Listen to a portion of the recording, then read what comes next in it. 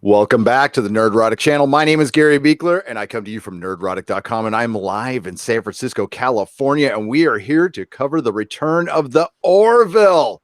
I'm so happy. Season 2, Episode 1, Jaloja, which reminds me of La Jolla for some reason. It's kind of an inverted La Jolla right there. And I am with Susan Layton of 1428elm.com. Hello, Susan. Hey, let's get started. I love this show. Can't wait. God, I'm so happy. Yeah, me too. I'm so damn happy. So, usually we try to limit the time on the recaps, but we're just going to kind of let it go on this one. It's a premiere episode, so we can go a little longer on these, and then maybe I'll just do a separate quick review video later. We'll see how things go. But it wasn't the best episode of the Orville, and I'm not sure if it's the one that they cut off from last year, because they did cut an episode off last year, but even like a 3/4 good episode of the Orville is better than most TV, and definitely better than anything from Star Trek Discovery. This is the Star Trek fans deserve and need right now. Now, I don't know the success, and yes, I'm going to say there's a success to the Orville. There is among the fans anyway. I don't know if part of that is from Star Trek Discovery sucking so much. I'm not sure. But as you can see, if you're new to the channel, I don't like that show very much, and I love this show. And the chat, welcome to everybody in the chat. We will get to you shortly. I am just going to do the briefest of recaps on this. So it's been a bit of a time jump, and Ed and Kelly of course they weren't together, but Ed was ready to dive in and say, I love you. And she's like, I've moved on and I'm with somebody else. And this is all surrounding Bortus has to pee. So he mentioned last season that he pees once a year, and he has to do the Great Release. And he has to do it on his home planet, and I can absolutely relate to that. Not to share too much personal information, I hate public bathrooms. This is something that goes back to when I was a kid. You remember American Pie shitbreak? That was me. That was me. I had to go home. Sorry, but Bortus has to go home to take a pee, and it's a big ceremony. And so Kelly decided to tell Ed that she's seeing somebody because she wants to take her date to the ceremony. At this time, we don't know who it is. And of course, Ed acts like pretty much every dude ever would, and wants to know.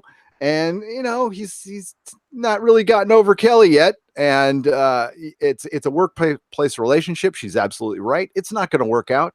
It's probably against the rules. And then Kelly even asks him, she says, hey, listen, is this going to work if Bortus and I have to go out to a mission? Who would you pick? Of course you would pick him every time. He couldn't say it, although he asked her if she still loved him, and she couldn't answer the question, not throughout the entire episode. We meet a new crew member. Her name is Janelle, and she's a dark matter or something or other. And we see Alara, and you mentioned, Susan, the awkwardness of the Seth MacFarlane Alara scene at the bar. Yes. When I was watching that, I was like, wow, I feel like I've just stepped into Seth MacFarlane's private life. It just felt like a conversation that the two of them had, outside of work, because as far as I know, I believe the two of them are dating, and it just had that realistic feel. And it worked somehow, I guess, because of that, verisimilitude. But yeah, I was a tad uncomfortable with that. Did you just drop verisimilitude? I don't even know what that means. What the big words on Susan there. So yeah, imagine if you're like, say, the person who writes the show and you're the star of the show and you're breaking up with your girlfriend, you just write a scene of an apology or something in it. That would be hilarious. Yeah, that really happened. I wonder if we just watched it happen. I'm not sure. I love the rhino bartender. I don't know his name or anything, but that was brilliant. Jason Alexander was playing him. Oh, was that Jason Alexander? That is brilliant. I love it. Oh my God. This show is so great.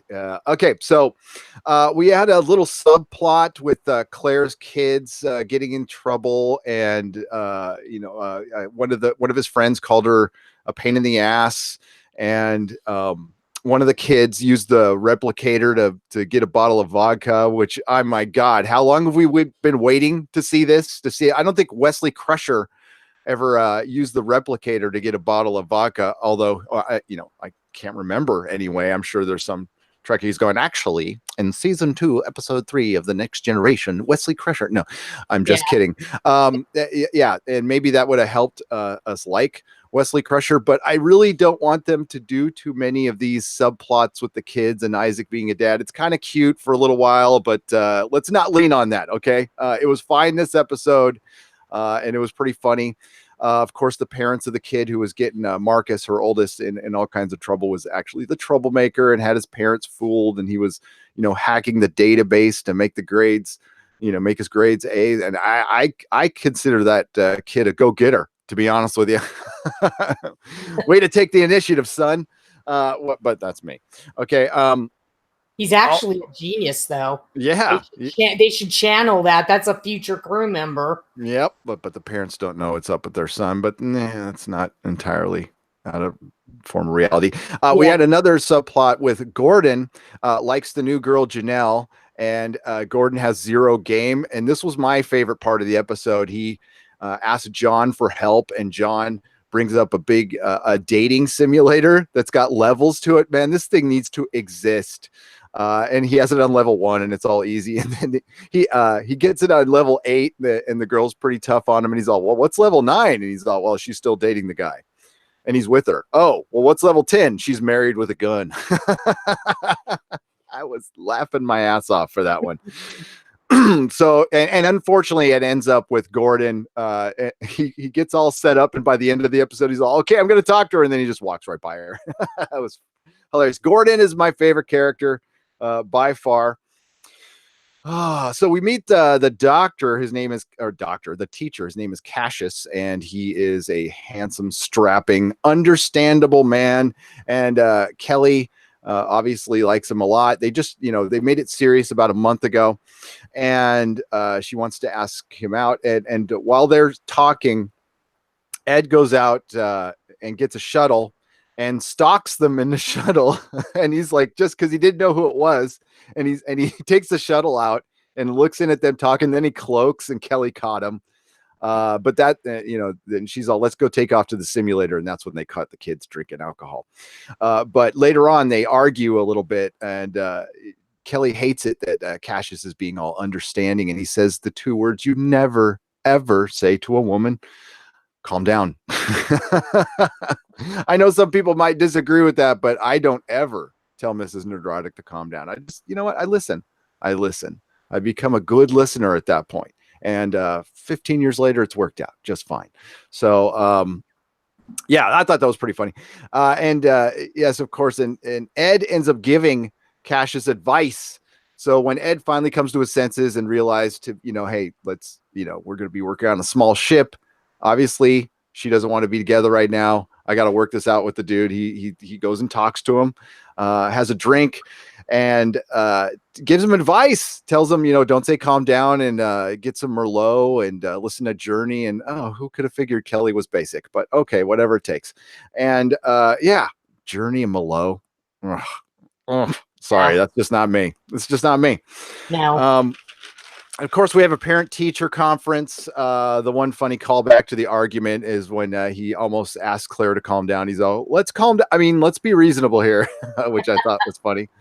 Of course, Laura, it turns out you can't go to this the Great Release without a date. It's considered bad luck. So Bortus sets up Alara with Dan, good old Dan. We have an awkward date where he reads her some poetry about fingers penetrating a heart or something like that. Yes. And it turns out, that he had to talk her into it a little bit, and she again had no luck dating. She gets uncomfortable from the poem, and she goes outside to go pee, and he texts her like, "I miss you," which was pretty funny. It was pretty funny. So Yeah, the whole episode is just getting to know the crew again, getting the relationship stuff out of the way. Isaac, I love Isaac in the whole dad role. I think that's kind of funny. Claire ends up asking Isaac out to the great release. And we get to the release at the end. I wish there was more of this, but I was laughing my ass off at the end. It's like, it looked like it looked very Klingon. He's on a cliff with everybody standing there getting ready to pee, and he like screams some words, and it was pretty funny. And yeah, I thought it was, and at the end, Kelly forgives Cassius, and Janelle ends up sitting down with Ed, who's lonely at the bar again, with Jason Alexander Rhino. And Gordon and Dan become buddies at the end, and Gordon loves his poem as opposed to Alara not loving his poem. It was a good episode. It was a decent episode. Do you have to go pee now? I was going to say, everybody, make sure you go pee before this episode. I do. That's part of my ritual. So a little too much information there. So let's get to the chat. What do you guys think? Are you happy? I mean, you got to be happy. The Orville's back. I'm stoked. This is it's fun. It's good sci-fi. Now, this episode, Susan, was probably more in line with what the critics were expecting. A lot of people were expecting from this type of a show. This felt like the Orville people were expecting. Now, it's not going to be like this. And even Seth said at Comic-Con when we went to the panel that he's going to lean more on some more sci-fi, actually. Mm-hmm. And I don't know how people feel about that. I always thought the jokes were kind of mixed in pretty well. But I don't know. What'd you think, Susan? What'd you think of the episode? With this episode, I really enjoyed it. I like the dynamics between the characters. And the reason why I like them is there's a difference between Feelings in Hallways and what the Orville did tonight. Very distinct difference. While there was some potent emotions between Ed and Kelly, it was still not like hushed tones and all doom and gloom. These were real situations that people in their lives have experienced.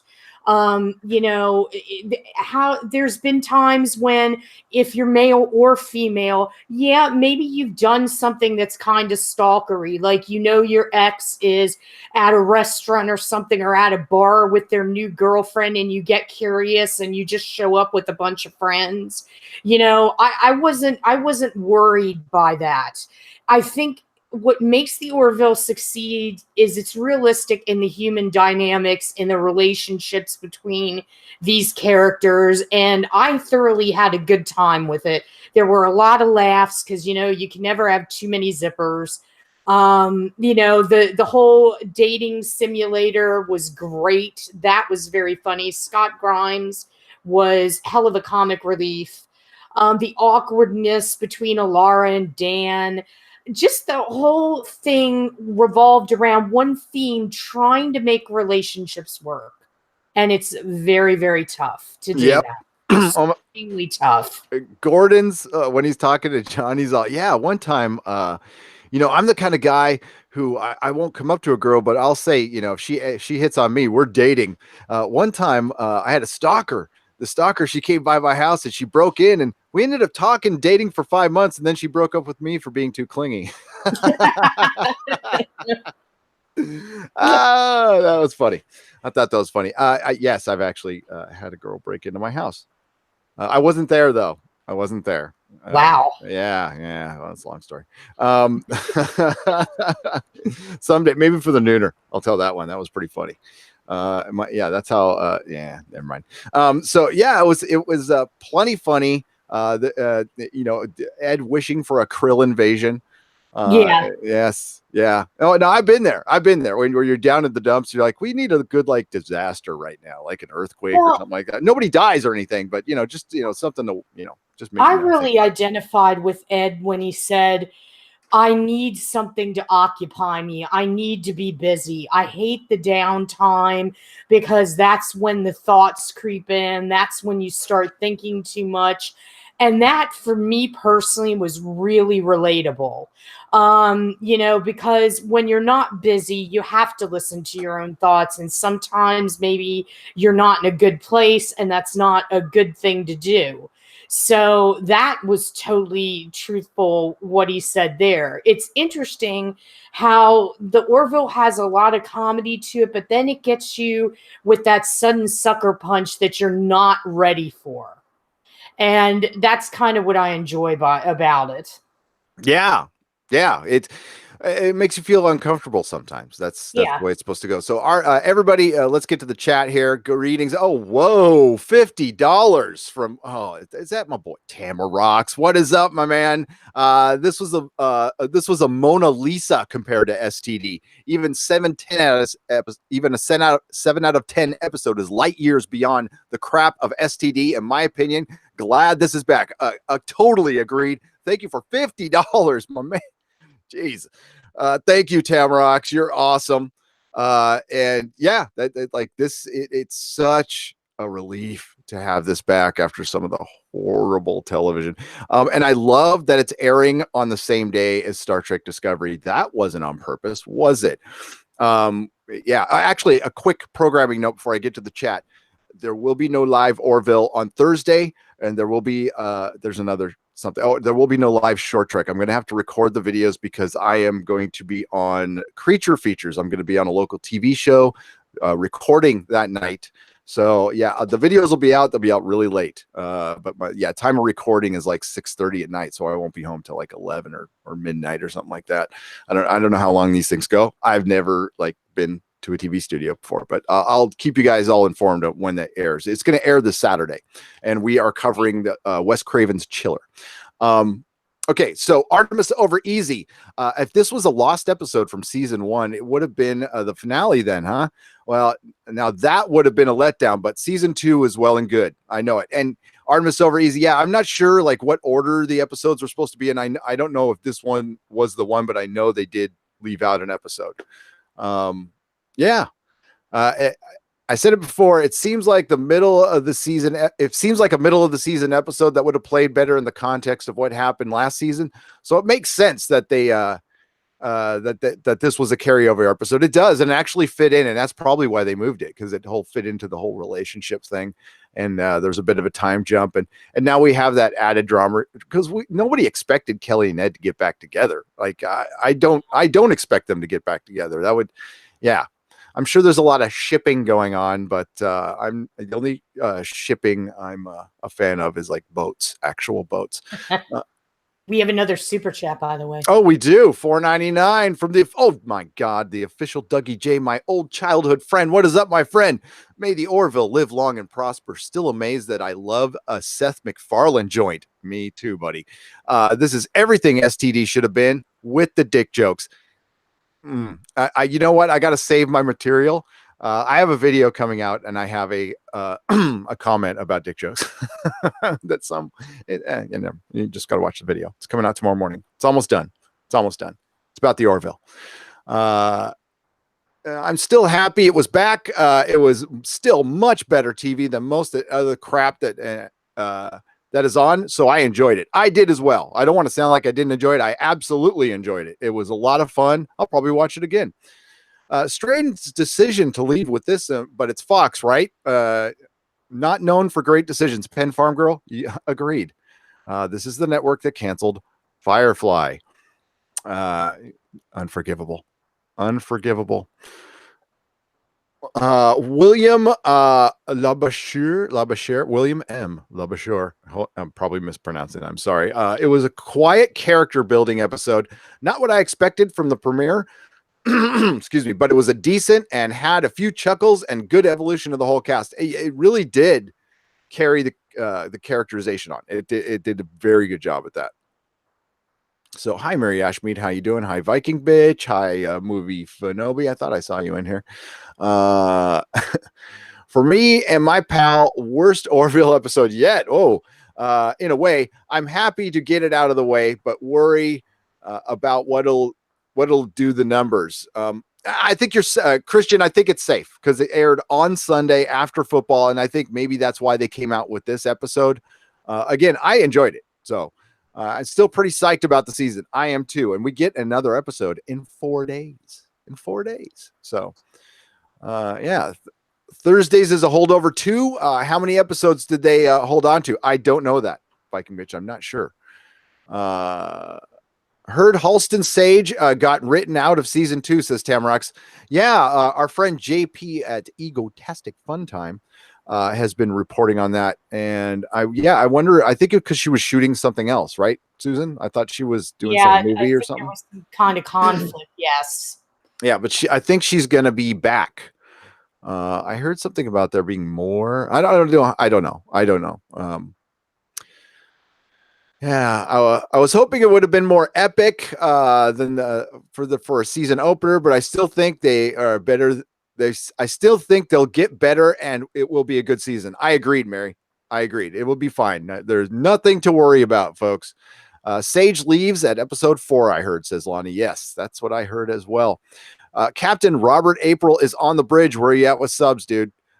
Just the one coming up tonight's was a new one. Okay, there you go. Thank you. Captain Robert April knows his stuff. He is close to 1,000 subscribers. Please go check him out. And I think we are nearing 18,000, Susan. I think we're getting there. Yeah, we're getting very close. This is crazy. I don't even know. We are currently, we are at 17,934 subscribers. Yikes. Yep. Awesome. 18,000 is close at hand. I am happy with where we're at, but thank you everybody for joining up. It's a lot of fun.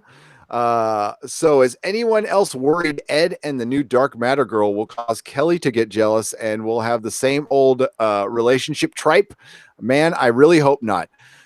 Artemis over Evie, I don't think so. I think they're kind of moving stuff on, and I think they're going to be established in these relationships for a while, or maybe Ed will just be casually dating, and they're just going to go ahead and go on adventures. And I think maybe at the end something will happen because honestly, both the others in this seem pretty cool, unless Cassius is like a Krill spy or something like that, which could happen. One of my favorite, it was a really quiet moment when Kelly and Cassius walked into the sim and caught the kids. And I don't know what was about that transition to the commercial. It felt exactly like a Next Generation episode. And it was like the music hit it perfect and just the way. And I'm like, oh, you're not far away. There are a lot of callbacks to the Next Gen. If you listen to the doorbell, it's just a few tones off from the doorbell that's used in TNG. There's a lot of subtle TNG, like the opening is very Voyager. Yeah, there's a lot of callbacks to Star Trek lore. Yeah, definitely. Justin Chapman, anyone else follow Egotastic Fun Times YouTube channel? I subscribe.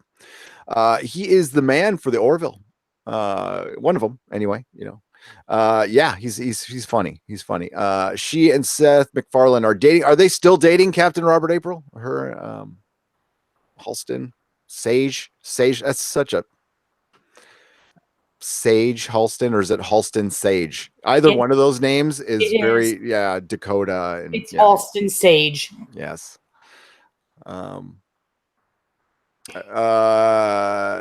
We're dating and it lasted like 2 months, so I think he wrote her out. Wow, that must have been a bad breakup.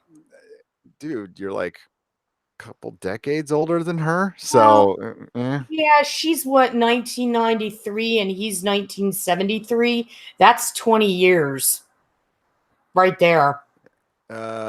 He likes the younger girls. There you go. Might be hard to work with somebody professional if you were in a relationship. It's why you shouldn't mix business and pleasure, I guess. You know, she's a good character too. She will be missed.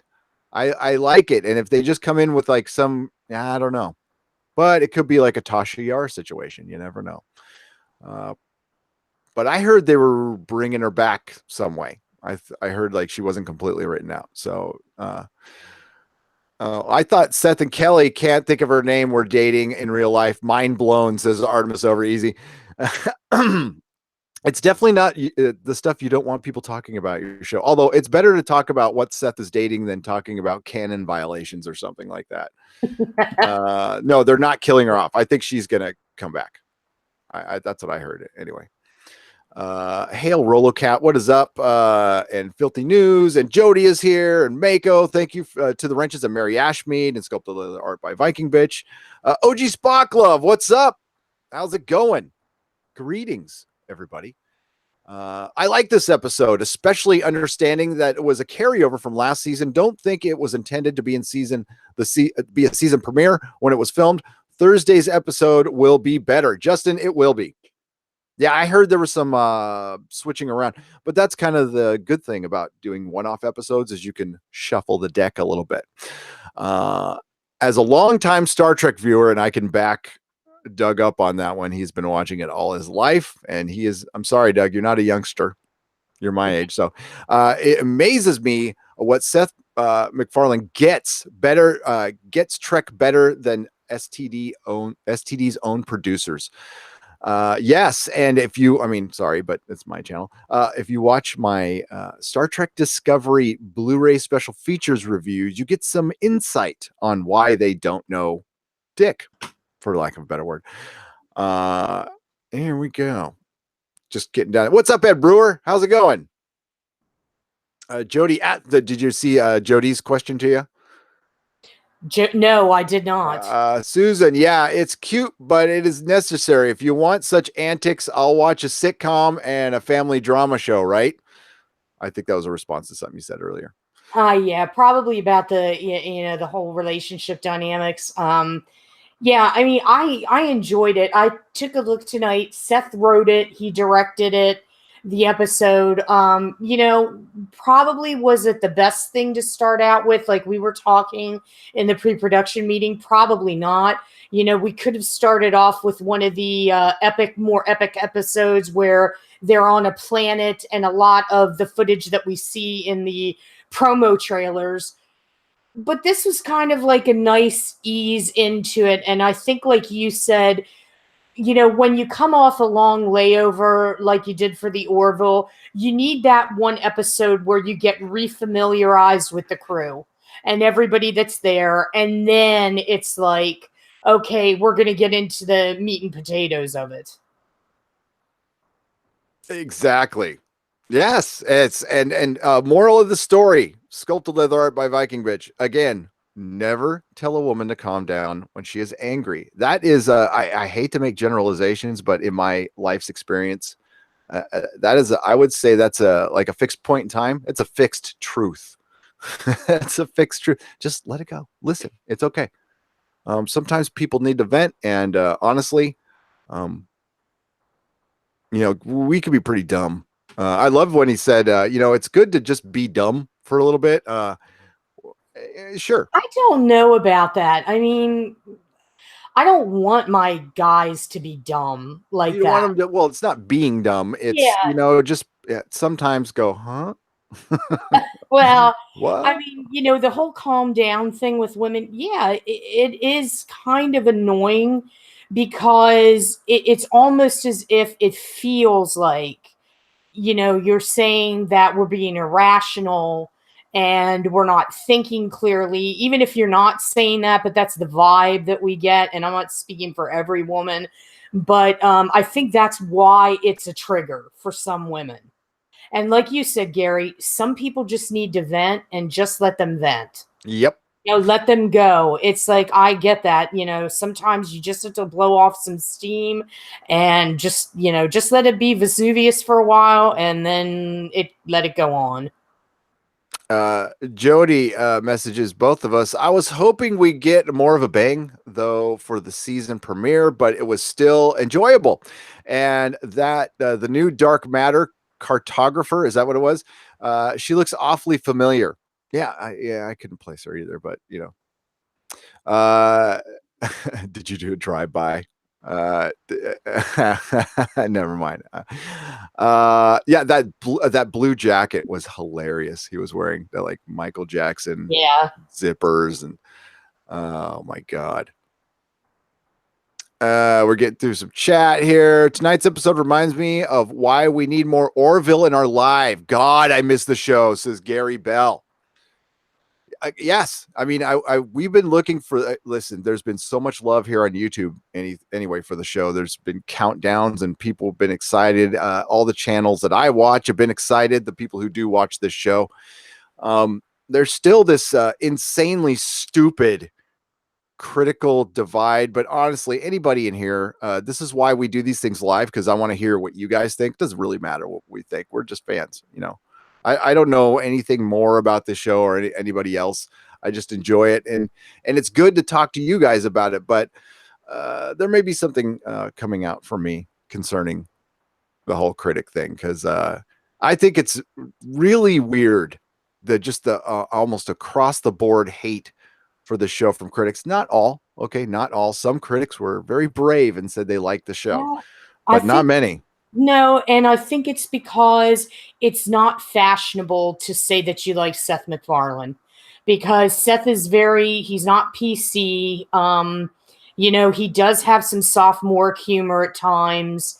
You know, and I think there's a lot of pushback where he's concerned, you know, and it's more highbrow to like a Star Trek Discovery or something of that nature. But what's really interesting is, for as much as people may not like Brannon Braga, he's part of the, you know, the executive production staff on the Orville. He's Star Trek.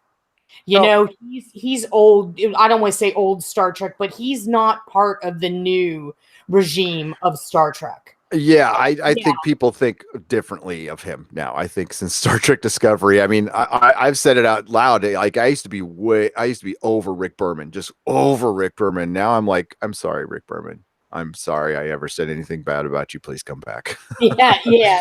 And that's why we get the whole Star Trek vibe, because you're surrounded by people that understand the canon and do not have to be taught it. Yes. Yeah, and they get some. I mean, it's not perfect, but one of the biggest violations of Star Trek Discovery is it doesn't get its science right, and it doesn't have to be perfect on its science, but it used to be grounded in science. It used to think about stuff, but now it's just like cosplay. You know, it's just the fighting is ridiculous. I mean, I won't even point. I will just say anybody fighting that. Okay, the Klingons, unless the new Klingons in Star Trek Discovery are just like really big and weak.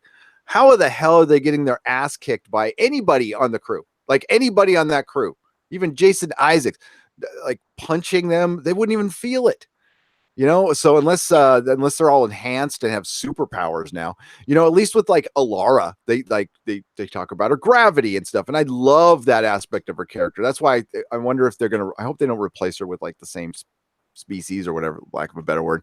That's what I love about her character. You have this little girl like ripping doors off and stuff. It's awesome. I love it. You haven't seen is it streaming on the Fox app yet? No, it was on Sling. Actually, I could have come on an hour earlier. I didn't realize that Sling had it on at 5 and not 6, but we had a sports ball game that delayed it for us over here. It was a really close one too. No, it wasn't. I'm just kidding.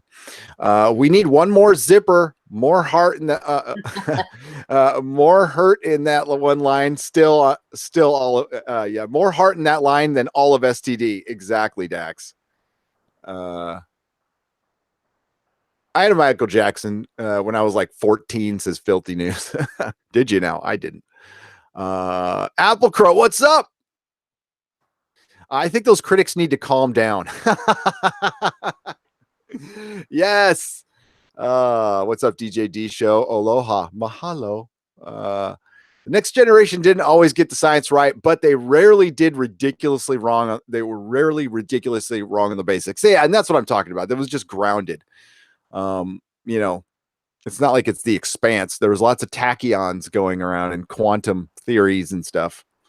What happens with anti-tracker? Quantum.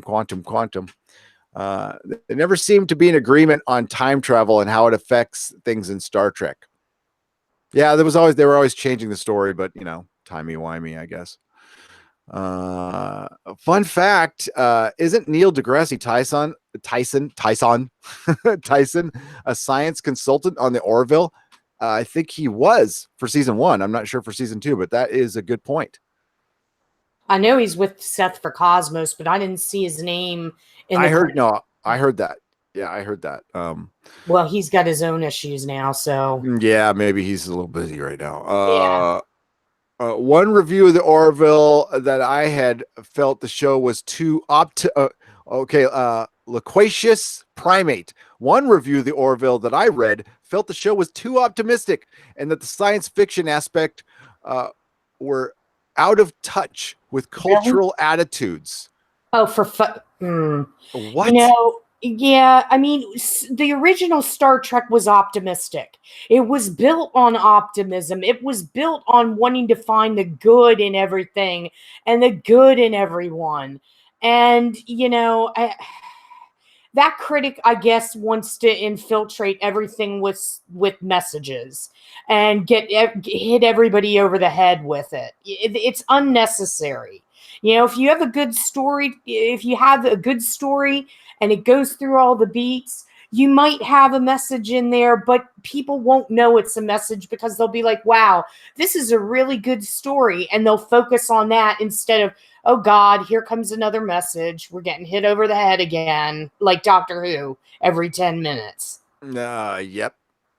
And the people delivering these messages, I mean, you got to look behind that too. So, so there's some people I'm willing to listen to if they have a lot of experience stuff. It's all a matter of respect. But if it's 21-year-old playwrights, Doctor Who, not enough feeling in hallways. CBS critic. Silhouette. Oh God, no. I need more feelings in hallways. Feelings in hallways and unnecessary secret keeping. Unnecessary secret keeping. Tyson, Seth, and Braga work together on Cosmos, says Mako. Thank you, Mako. Mm-hmm. Neil deGrasse. I would just think of Degrassi, the TV show. I don't even know if from Canada. Neil deGrasse Tyson. Yeah. Neil deGrasse Tyson is really overrated. Far better scientists out there in the media, like Brian Cox. Yes, Michio Kaku. Yeah. I'm not a fan. I am not a fan of Neil deGrasse Tyson. There are the Orville reviews, Hidden Wiki.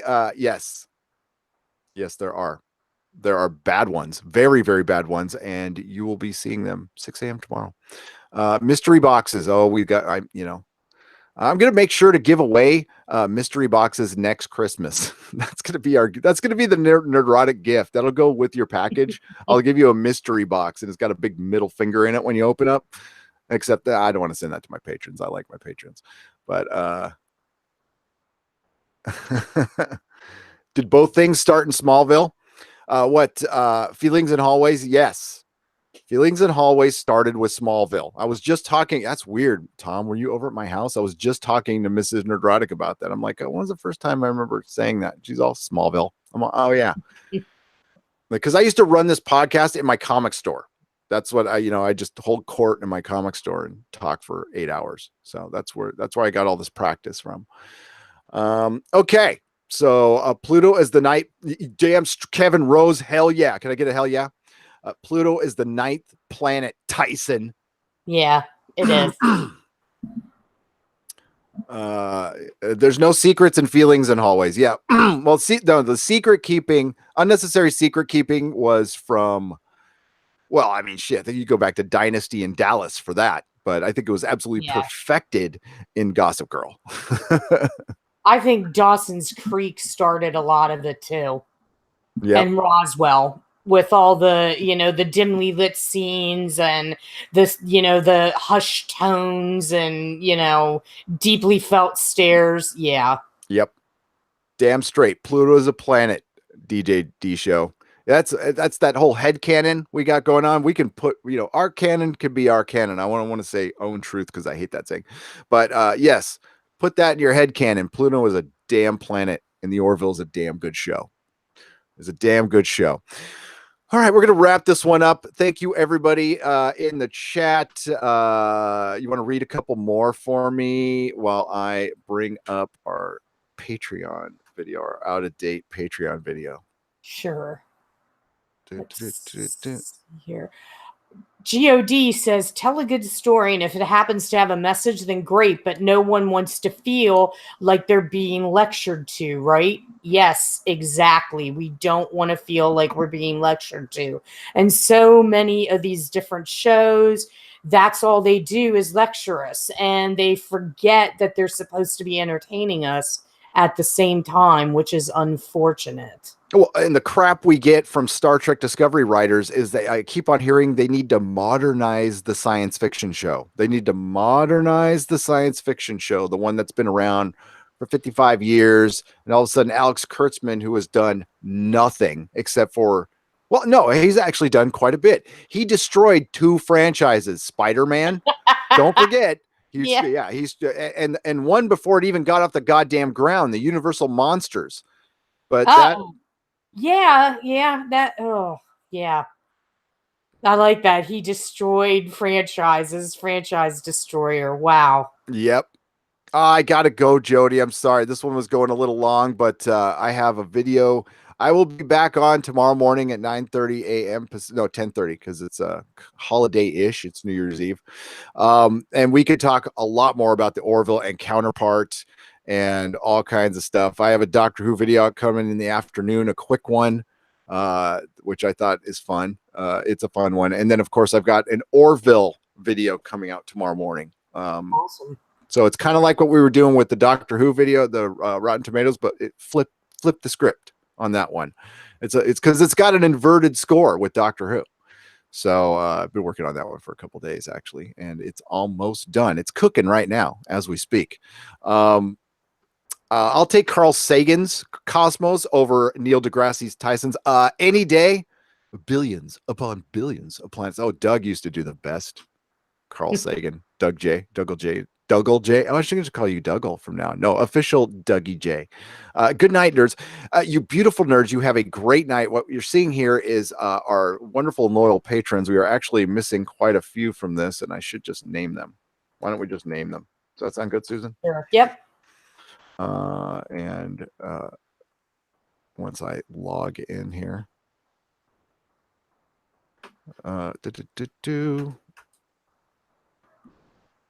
And also you're seeing across the screen here is stuff you'll get, but this stuff is only going to be available for like another day. We are going to be changing our system here a little bit. So our newest patrons, and we've got Jesus Christ. And my internet is slow as hell right now. I'm sorry. Here we go. All right, so we got Current Me is a new patron. The Filthy Farmer is a new patron. Justin Doyle. Lee Crystal upped his pledge to $5. Thank you very much. Simply Jeff is a patron. Jason Remington. We got Keegan Lasleben. Sorry, Keegan. Of course, OG Spock. Phil Sayer. Donald Parrish. Donna Castellano.